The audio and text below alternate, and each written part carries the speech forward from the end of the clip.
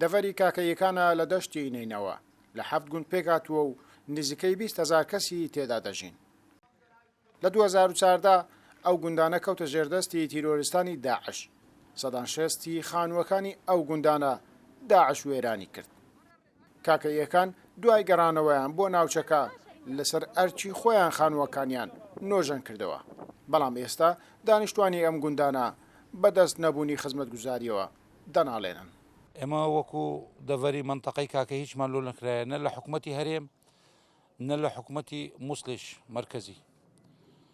بێ ڕێگەوبانین، بێ ئاوین، بێ کارەباینە، بێ هەموو خەدەماتە چین، حتا کەنجی نێوهابی. دانیشتوانی ئەو گوندانە دەڵێن جگەلەوەی خزمەتگوزاریان بۆ نەکراوە، زۆربەی گەنجەکانیشیان بێکارن. لەو کۆمپانیا نەوتیانەی دەوروبەری گوندەکانیان جیاوازی دەکرێت لە ڕەخساندنی هەلی کار بۆ گەنجەکانیان. ئێمە لە نێوان دوو حکومەتین لە هەردووکیان بێبەش بووین.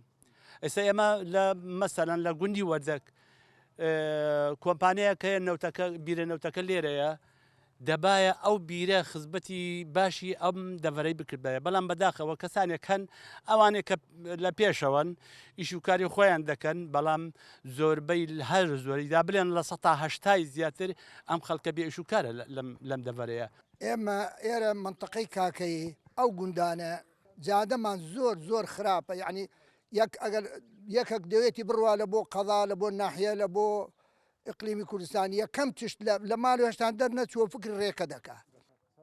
ئەحلام ڕەمەزان کاندیدی ژمارە 30 هاوپەیمانی کوردستان لە بازنەی یەکینەینەوە دەڵێت لە دەڤەری کاکەیەکان لە ڕووی خزمەتگوزاری و دامەزراندنەوە جیاوازی زۆر دەکرێت.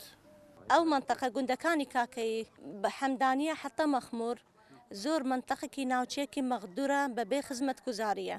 تعینات لە ئەو منتەقە بە تەفریقەیە، تعینات لە نای شەریکەکانی نەفتی لۆ بەشێکی دەبی لۆ بەشێکی نابی، بەڵام ئەو شەریکە خێری ئەو ئەرزیە، ئەو ئەرز خێری دەبی لۆ هەموو خەڵکی ئەو منتەقەی نابی غێر محافەظە غێر کەس دێ تعین دەبی، بەڵام خەڵکی منتەقەی تعینیان نادەیت.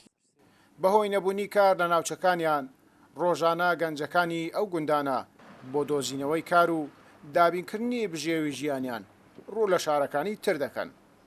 گەیلان بۆتانی کورسات نیوز، دەڤەری کاکەیەکان دەشتی نینەوە.